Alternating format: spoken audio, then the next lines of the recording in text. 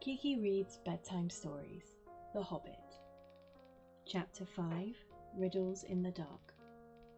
When Bilbo opened his eyes, he wondered if he had, for it was just as dark as with them shut. No one was anywhere near him. Just imagine his fright.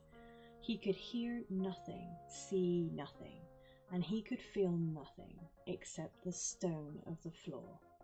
Very slowly he got up and groped about on all fours, till he touched the wall of the tunnel. But neither up nor down could he find anything. Nothing at all. No sign of goblins, no sign of dwarves. His head was swimming, and he was far from certain even of the direction they had been going in when he had his fall. He guessed as well as he could, and crawled along for a good way, till suddenly his hand met with what felt like a tiny ring of cold metal lying on the floor. It was a turning point in his career, but he did not know it. He put the ring in his pocket almost without thinking. Certainly it did not seem of any particular use at the moment. He did not go much further, but sat down on the cold floor and gave himself up to complete miserableness for a long while. He thought of himself frying bacon and eggs in his kitchen at home, for he could feel inside that it was high time for some meal or other, but that only made him miserabler. He could not think what to do, nor could he think what had happened, or why he had been left behind, or why, if he had been left behind, the goblins had not caught him, or even why his head was so sore.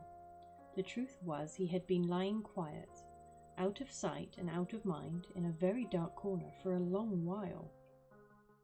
After some time he felt for his pipe. It was not broken, and that was something.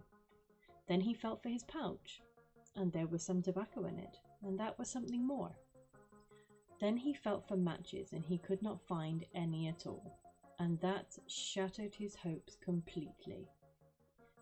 Just as well for him, as he agreed when he came to his senses. Goodness knows what the striking of matches and the smell of tobacco would have brought on him out of dark holes in that horrible place. Still, at the moment, he felt very crushed, but in slapping all his pockets and feeling all around himself for matches, his hand came on the hilt of his little sword, the little dagger that he got from the trolls, and that he had quite forgotten, nor fortunately had the goblins noticed it, and he wore it inside his breeches. Now he drew it out. It shone pale and dim before his eyes. So it is an elvish blade too, he thought, and goblins are not very near, and not yet far enough. But somehow he was comforted. It was rather splendid to be wearing a blade made in Gondolin for the goblin wars of which so many songs had sung. And also he had noticed that such weapons made a great impression on goblins that came upon them suddenly. Go back, he thought? No good at all. Go sideways? Impossible. Go forward? Only one thing to do. On we go. So up he got and trotted along with his little sword held in front of him and one hand feeling the wall, and his heart all of a patter and pitter. Now, certainly Bilbo was in what is called a tight place, but you must remember it was not quite so tight for him as it would have been for me or for you. Hobbits are not quite like ordinary people, and after all, if their holes are nice, cheery places and properly aired, quite different from the tunnels of the goblins, still they are more used to tunneling than we are, and they do not easily lose their sense of direction underground, not when their heads have recovered from being bumped. Also, they can move very quietly, and hide easily, and recover wonderfully from falls and bruises, and they have a fund of wisdom and wise sayings that men have mostly never heard or have forgotten long ago. I should not have liked to have been in Mr. Baggins's place all the same. The tunnel seemed to have no end. All he knew was that it was still going down pretty steadily and keeping in the same direction in spite of a twist and a turn or two. There were passages leading off to the side every now and then, as he knew by the glimmer of his sword or could feel with his hand on the wall. Of these he took no notice, except to hurry past for fear of goblins or half imagined dark things coming out of them. On he went, and down, and still he heard no sound of anything except for the occasional whirl of a bat by his ears, which startled him at first till he became too frequent to bother about. I do not know how long he kept on like this, hating to go on, not daring to stop, on, until he was tireder than tired. It seemed like all the way to tomorrow and over it to the days beyond. Suddenly, without any warning, he trotted splash into water. It was icy cold. That pulled him up sharp and short. He did not know whether it was just a pool in the path, or the edge of an underground stream that crossed the passage, or the brink of a deep, dark subterranean lake. The sword was hardly shining at all. He stopped, and he could hear, when he listened hard, drops, drip, drip, dripping from an unseen roof into the water below. But there seemed no other sort of sound. So it is a pool or a lake, and not an underground river, he thought. Still, he did not dare to wade out into the darkness. He could not swim. And he thought, too, of nasty slimy things, with big bulging blind eyes wriggling in the water. There are strange things living in the pools and lakes in the hearts of mountains, fish whose fathers swam in, goodness only knows how many years ago, and never swam out again, while their eyes grew bigger and bigger and bigger from trying to see in the blackness. Also there are other things more slimy than fish. Even in the tunnels and caves the goblins have made for themselves, there are other things living unbeknown to them, that have sneaked in from outside to lie up in the dark. Some of these caves, too, go back in their beginnings to ages before the goblins, who only widened them and joined them up with passages, and the original owners are still there in odd corners, slinking and nosing about. Deep down here by the dark water lived old Gollum, a small, slimy creature. I don't know where he came from, nor who or what he was. He was a golem, as dark as darkness, except for two big, round, pale eyes in his thin face. He had a little boat, and he rowed about quite quietly on the lake. For lake it was, wide and deep and deadly cold. He paddled it with large feet dangling over the side, but never a ripple did he make. Not he. He was looking out for his pale lamp like eyes for blind fish, which he grabbed with his long fingers as quick as thinking. He liked meat too. Goblin, he thought good, when he could get it, but he took care they never found him out. He just throttled them from behind if they ever came down alone anywhere near the edge of the water while he was prowling about. They very seldom did. But they had a feeling that something unpleasant was lurking down there, down at the very roots of the mountain. They had come on the lake when they were tunneling down long ago, and they found they could go no further. So there their road ended in that direction, and there was no reason to go that way, unless the great goblin sent them. Sometimes he took a fancy for fish from the lake, and sometimes neither goblin nor fish came back. Actually, Gollum lived on a slimy island of rock in the middle of the lake. He was watching Bilbo now from the distance with his pale eyes like telescopes.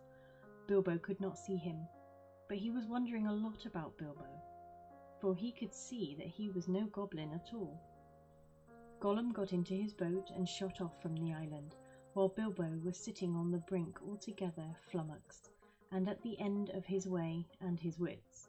Suddenly up came Gollum, and whispered and hissed, "Bless us and splash us, my precious. I guess it's a choice feast. At least as tasty morsel it'd make us, Gollum."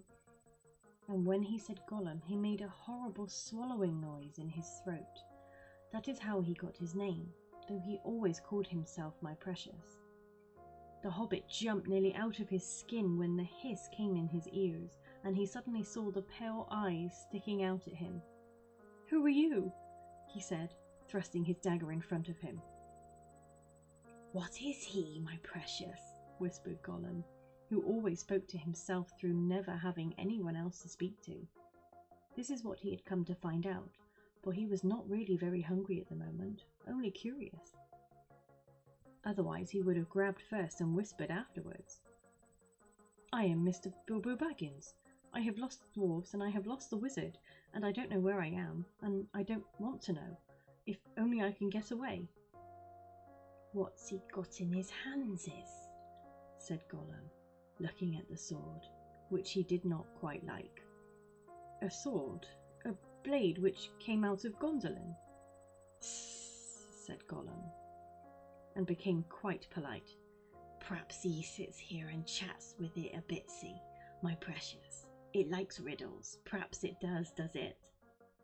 He was anxious to appear friendly, at any rate for the moment, and until he found out more about the sword and the Hobbit, whether he was quite alone really, whether he was good to eat, and whether Gollum was really hungry. Riddles were all he could think of. Asking them, and sometimes guessing them, had been the only game he had ever played with other funny creatures sitting in their holes in the long, long ago, before he lost all his friends and was driven away, alone, and crept down into the dark under the mountains.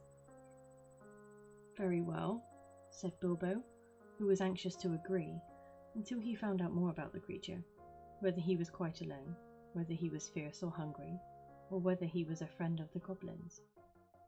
You ask first, he said, because he had not had time to think of a riddle, so Gollum hissed. What has roots, as nobody sees, is taller than trees. Up, up it goes, and yet never grows. Easy, said Bilbo. Mountain, I suppose. Does it guess easy? It must have a competition with us, my precious. If Precious asks, and it doesn't answer, we eats it, my precious. If it asks us and we doesn't answer, then we does what it wants, eh? We show it the way out, yes? All right, said Bilbo, not daring to disagree, and nearly bursting his brain to think of riddles that could save him from being eaten. 30 white horses on a red hill. First they champ, then they stamp, then they stand still. That was all he could think of to ask. The idea of eating was rather on his mind. It was rather an old one, too, and Gollum knew the answer as well as you do. Chestnuts, chestnuts, he hissed. Teeth, teeth, my precious, but we only have 6. Then he asked his second. Voiceless it cries, wingless flutters, toothless bites, mouthless mutters. Half a moment, cried Bilbo, who was still thinking uncomfortably about being eaten. Fortunately, he had once heard something rather like this before, and getting his wits back, he thought of the answer. Wind! Wind, of course, he said, and he was so pleased that he made up one on the spot. This'll puzzle the nasty little underground creature, he thought. An eye in a blue face saw an eye in a green face. That eye is like to this eye, said the first eye, but in low place, not in high place. Said Gollum. He had been underground a long, long time, and was forgetting this sort of thing. But just as Bilbo was beginning to hope that the wretch would not be able to answer, Gollum brought up memories of ages and ages and ages before, when he lived with his grandmother in a hole in a bank by a river. Shh, shh, my precious, he said. Sun on the daisies, it means it does. But these ordinary, above-ground, everyday sort of riddles were tiring him. Also, they reminded him of days when he had been less lonely and sneaky and nasty, and that put him out of temper. What is more, they made him hungry, so this time he tried something a bit more difficult and more unpleasant. It cannot be seen, cannot be felt, cannot be heard, cannot be smelt. It lies behind stars and under hills, and empty holes it fills. It comes first and follows after, ends life, kills laughter. Unfortunately for Gollum, Bilbo had heard that sort of thing before, and the answer was all around him anyway. Dark, he said, without even scratching his head or putting on his thinking cap. A box without hinges, key or lid, yet golden treasure inside is hid. He asked to gain time, until he could think of a really hard one. Then he thought of a dreadfully easy chestnut, though he had not asked it in the usual words. But it proved a nasty poser for Gollum. He hissed to himself, and still did not answer. He whispered and spluttered. After some while, Bilbo became impatient. "Well, what is it?" he said. "The answer's not a kettle boiling over, as you seem to think from the noise you are making." "Give us a chance. Let it give us a chance, my precious." "Well," said Bilbo, after giving him a long chance, "what about your guess?" But suddenly Gollum remembered, thieving from nests long ago and sitting under the riverbank teaching his grandmother to suck. "Eggses," he hissed. "Eggses it is."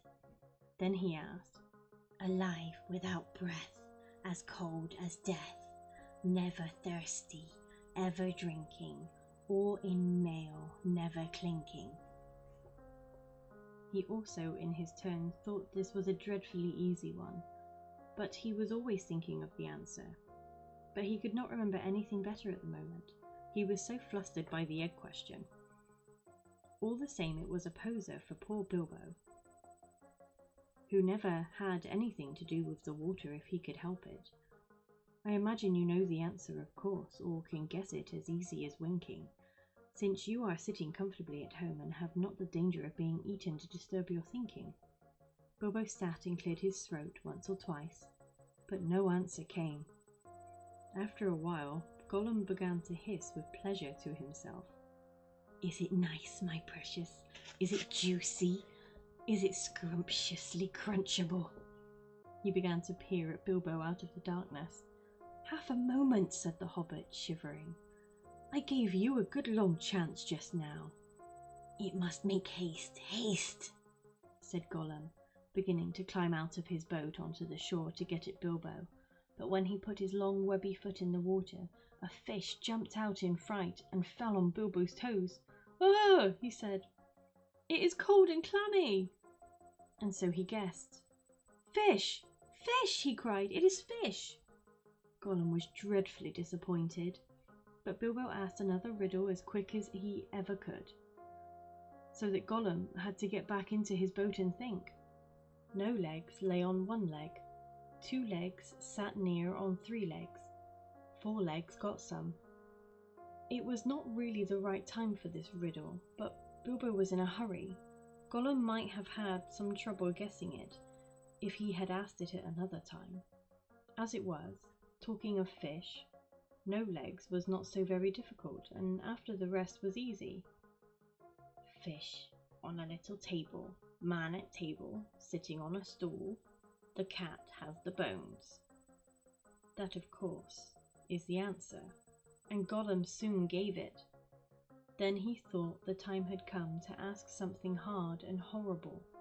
This is what he said.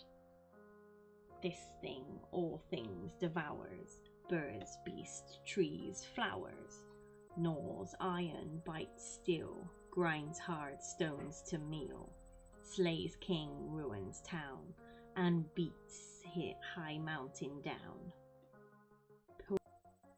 Poor Bilbo sat in the dark thinking of all the horrible names of all the giants and ogres he had ever heard told of in tales, but not one of them had done all of these things. He had a feeling that the answer was quite different and that he ought to know it, but he could not think of it. He began to get frightened, and that is bad for thinking. Gollum began to get out of his boat. He flapped into the water and paddled to the bank. Bilbo could not see his eyes coming towards him. His tongue seemed to stick in his mouth. He wanted to shout out, "Give me more time! Give me time!" But all that came out was a sudden squeal. Was "Time! Time!" Bilbo was saved by pure luck, for that, of course, was the answer. Gollum was disappointed once more, and now he was getting angry, and also tired of the game. It had made him very hungry indeed. This time he did not go back to the boat. He sat down in the dark by Bilbo. That made the Hobbit most dreadfully uncomfortable and scattered his wits. It's got to ask us a question, my precious. Yes, yes, yes. Just one more question to guess. Yes, yes, said Gollum. But Bilbo simply could not think of any question with that nasty, wet, cold thing sitting next to him and pawing and poking at him. He scratched himself, he pinched himself. Still, he could not think of anything. Ask us, said Gollum. Bilbo pinched himself and slapped himself. He gripped on his little sword. He even felt in his pocket with his other hand. There he found the ring he had picked up in the passage and forgotten about. What have I got in my pocket? He said aloud. He was talking to himself. But Gollum thought it was a riddle, and he was frightfully upset. Not fair! Not fair! He hissed. It isn't fair, my precious, is it, to ask us what it's got in its nasty little pocketses? Bilbo, seeing what had happened and having nothing better to ask, stuck to his question. What have I got in my pocket? He said louder. Sssss, hissed Gollum. It must give us 3 guesses, my precious, 3 guesses. Very well, guess away, said Bilbo. Handses, said Gollum. Wrong, said Bilbo, who had luckily just taken his hand out again. Guess again. Sssss, said Gollum, more upset than ever. He thought of all the things he kept in his own pockets. Fish bones, goblin's teeth, wet shells, a bit of bat wing, a sharp stone to sharpen his fangs on, and other nasty things. He tried to think what other people kept in their pockets. Knife, he said at last. Wrong, said Bilbo, who had lost his some time ago. Last guess. Now Gollum was in a much worse state than when Bilbo had asked him the egg question. He hissed and spluttered and rocked himself backwards and forwards and slapped his feet on the floor and wriggled and squirmed, but still he did not dare to waste his last guess. Come on, said Bilbo, I am waiting. He tried to sound bold and cheerful, but he did not feel at all sure how the game was going to end, whether Gollum guessed right or not. Time's up, he said. String or nothing, shrieked Gollum, which was not quite fair, working in 2 guesses at once. Both wrong, cried Bilbo, very much relieved, and he jumped at once to his feet, put his back to the nearest wall, and held out his little sword. He knew, of course, that the riddle game was sacred and of immense antiquity, and even wicked creatures were afraid to cheat when they played at it. But he felt he could not trust this slimy thing to keep any promise at a pinch. Any excuse would do for him to slide out of it, and after all, that last question had not been a genuine riddle according to the ancient laws. But at any rate, Gollum did not at once attack him. He could see the sword in Bilbo's hand. He sat still, shivering and whispering. At last, Bilbo could wait no longer. Well, he said, what about your promise? I want to go. You must show me the way. Did we say so, precious? Show the nasty little Baggins the way out? Yes, yes. But what has it got in its pockets, eh? Not string, precious, but not nothing. Oh no, Gollum. Never you mind, said Bilbo. A promise is a promise. Cross it is, impatient, precious, hissed Gollum. But it must wait, yes it must. We can't go up the tunnel so hasty. We must go and get some things first. Yes, things to help us. Well, hurry up, said Bilbo, relieved to think of Gollum going away. He thought he was just making an excuse and did not mean to come back. What was Gollum talking about? What useful thing could he keep out of the dark lake? But he was wrong. Gollum did mean to come back. He was angry now, and hungry, and he was a miserable, wicked creature, and already he had a plan. Not far away was his island, of which Bilbo knew nothing, and there in his hiding place he kept a few wretched oddments, and one very beautiful thing. Very beautiful, very wonderful. He had a ring, a golden ring, a precious ring. My birthday present, he whispered to himself as he had often done in the endless dark days. That's what we wants now, yes, we wants it. He wanted it because it was a ring of power, and if you slipped that ring on your finger you were invisible. Only in the full sunlight could you be seen, and then only by your shadow, and that would be shaky and faint. My birthday present! It came to me on my birthday, my precious. So he had always said to himself. But who knows how Gollum came by that present ages ago in the old days, when such rings were still at large in the world? Perhaps even the master who ruled them could not have said. Gollum used to wear it at first, till it tired him.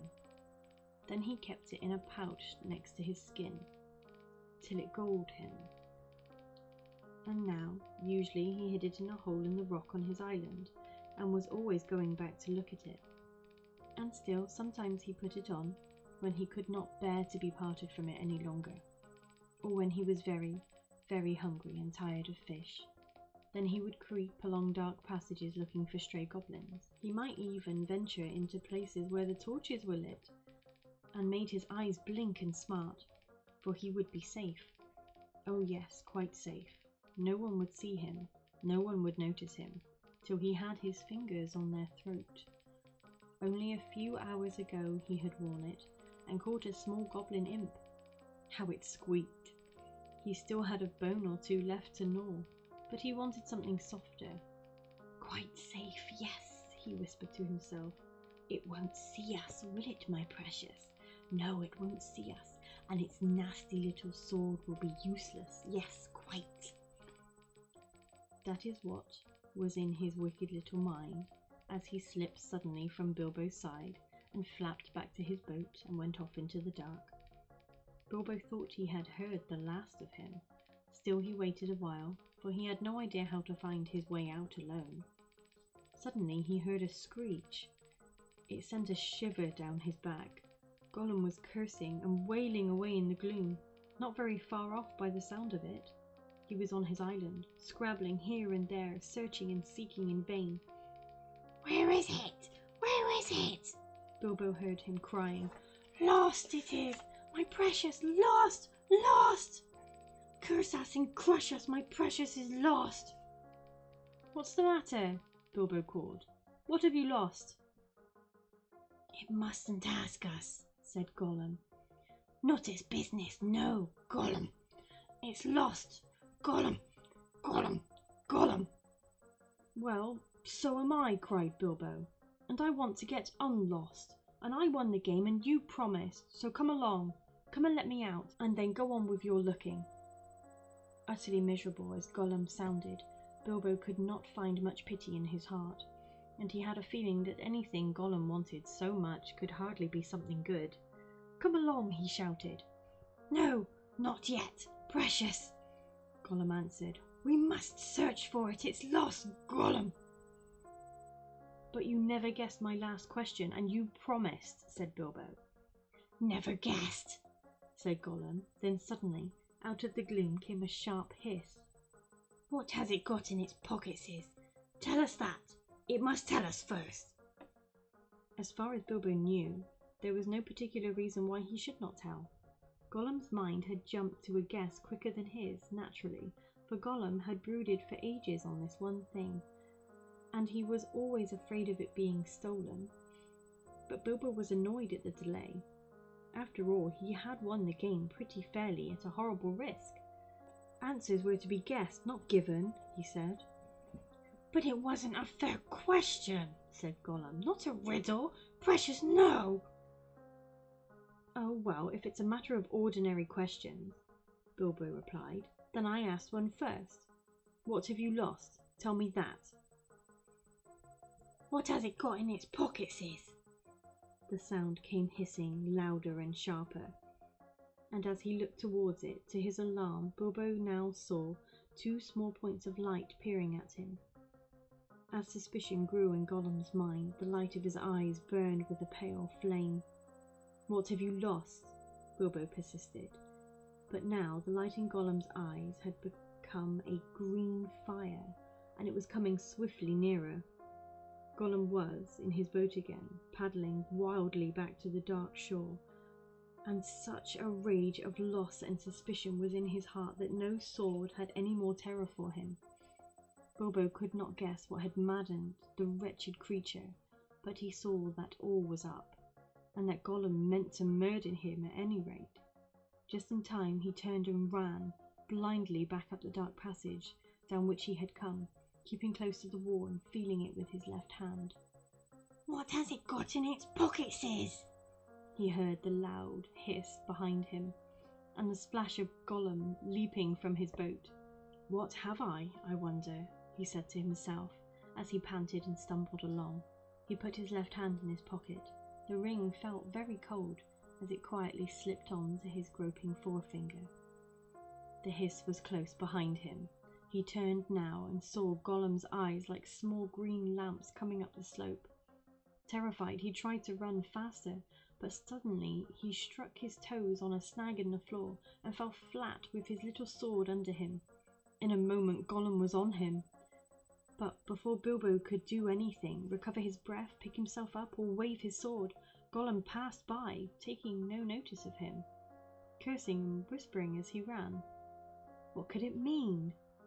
Gollum could see in the dark. Bilbo could see the light of his eyes, palely shining even from behind.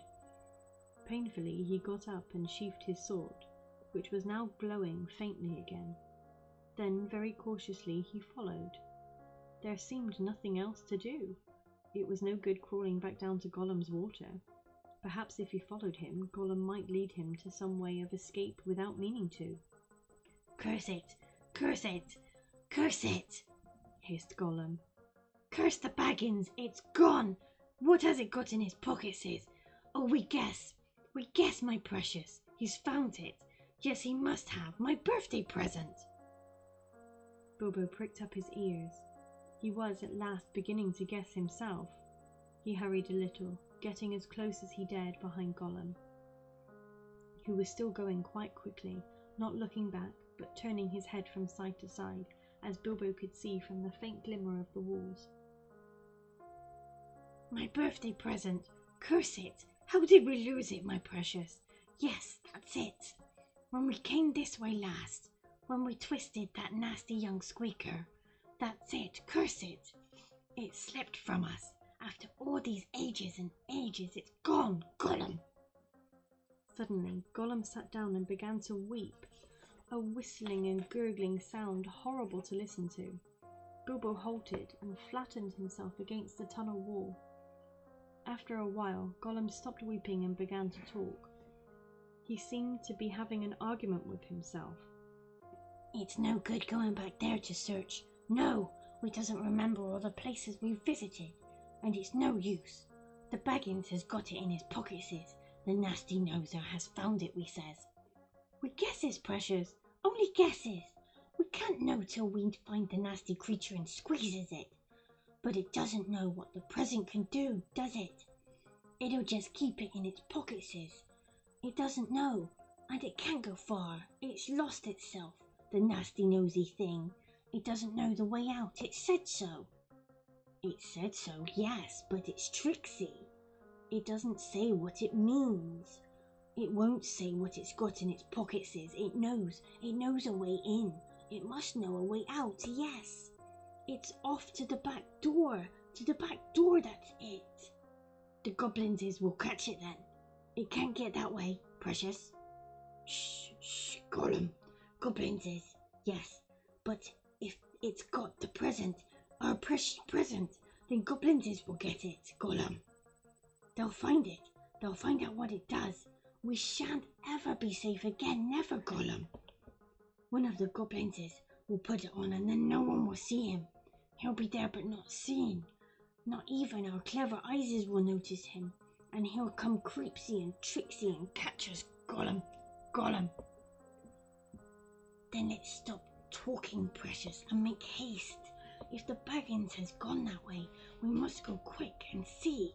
Go, not far now, make haste." With a spring, Gollum got up and started shambling off at a great pace. Bilbo hurried after him, still cautiously, though his chief fear now was tripping on another snag and falling with a noise. His head was in a whirl of hope and wonder. He seemed that the ring he had was a magic ring. It made you invisible. He had heard of such things, of course, in old tales, but it was hard to believe that he really had found one by accident. Still, there it was. Gollum with his bright eyes had passed him by, only a yard to one side. On they went, Gollum flip-flapping ahead, hissing and cursing, Bilbo behind, going as softly as a hobbit can. Soon they came to places where, as Bilbo had noticed on the way down, side passages opened, this way and that. Gollum began at once to count them. 1 left, yes. 1 right, yes. 2 right, yes, yes. 2 left, yes, yes. And so on and on. As the count grew, he slowed down, and he began to get shaky and weepy, for he was leaving the water further and further behind, and he was getting afraid. Goblins might be about, and he had lost his ring. At last he stopped by a low opening on their left as they went up. 7 right, yes. 6 left, yes, he whispered. This is it. This is the way to the back door, yes. Here's the passage. He peered in and shrank back. But we dursn't go in, precious. But we dursn't. Goblins is down there. Lots of goblins is. We smells them. Shh. What shall we do? Curse them and crush them. We must wait here, precious. Wait a bit and see. So they came to a dead stop. Gollum had brought Bilbo to the way out after all, but Bilbo could not get in.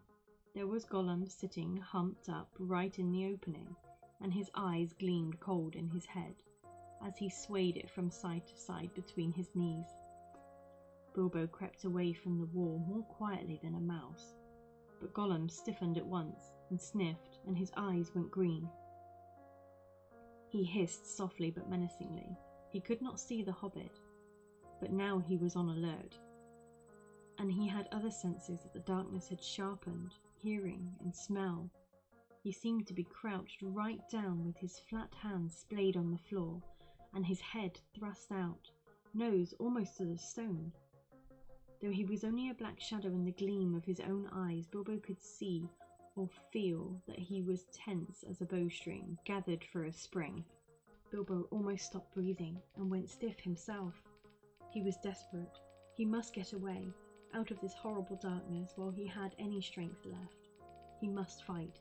He must stab the foul thing, put its eyes out, kill it. It meant to kill him. No, not a fair fight. He was invisible now. Gollum had no sword. Gollum had not actually threatened to kill him or tried yet. And he was miserable, alone, lost. A sudden understanding, a pity mixed with horror welled up in Bilbo's heart. A glimpse of endless, unmarked days without light or hope or betterment, hard stone, cold fish, sneaking and whispering. All these thoughts passed in a flash of a second. He trembled, and then quite suddenly, in another flash, as if lifted by a new strength and resolve, he leapt. No great leap for a man, but a leap in the dark.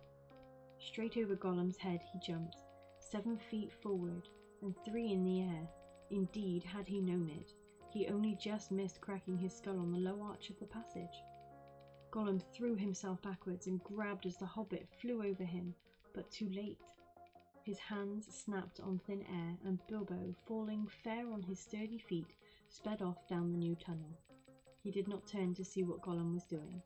There was a hissing and cursing almost at his heels at first. Then it stopped.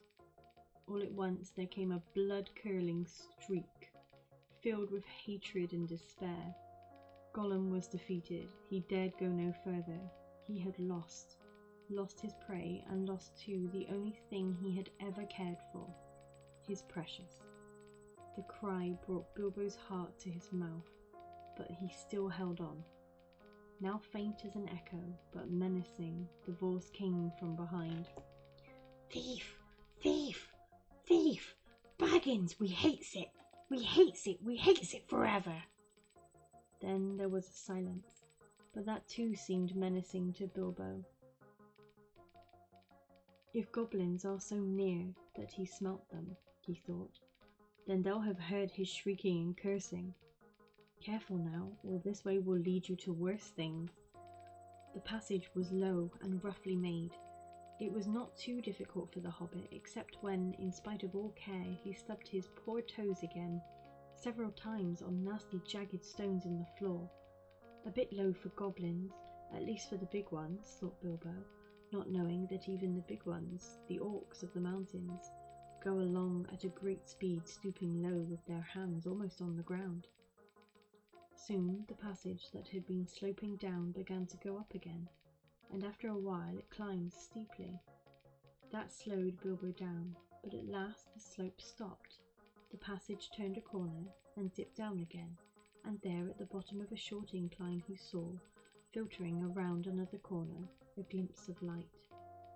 Not red light, as of fire or lantern, but a pale, out-of-doors sort of light. Then Bilbo began to run. Scuttling as fast as his legs would carry him, he turned the last corner and came suddenly right into an open space, where the light, after all that time in the dark, seemed dazzlingly bright. Really, it was only a leak of sunshine in through a doorway, where a great door, a stone door, was left standing open. Bilbo blinked, and then suddenly he saw the goblins. Goblins in full armour, with drawn swords, sitting just inside the door, and watching it with wide eyes, and watching the passage that led to it.